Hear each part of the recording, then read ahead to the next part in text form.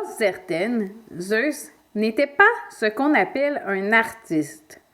Un Z doré resplendissant en forme d'éclair, l'insigne officiel de Zeus, était embossé sur le côté du dessin. Elle en suivit le tracé du bout des doigts. Aïe! Une décharge électrique lui pinça le bout du doigt et le parchemin lui échappa des mains. Alors que le picotement la traversait tout entière, le papyrus se referma brusquement et alla rouler sur la moquette. Aucun doute désormais, la lettre venait bien du roi du mont Olympe. Se sentant secouée, mais pas à cause de la décharge, elle déglutit. Elle était sa fille, une déesse!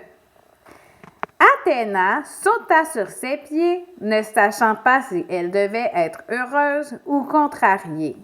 Sentant un mélange des deux l'envahir. Se précipitant vers le miroir, elle y observa son reflet. Les yeux gris, pleins de détermination, lui rendirent son regard, ne paraissant pas différent alors qu'avant d'avoir lu la lettre.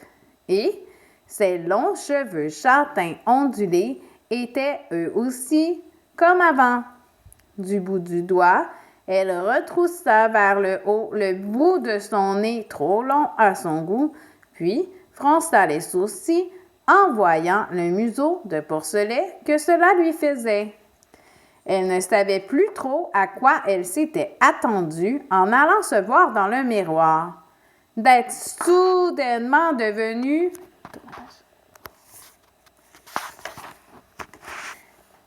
belle, sage et puissante. Autrement dit, de ressembler davantage à une déesse.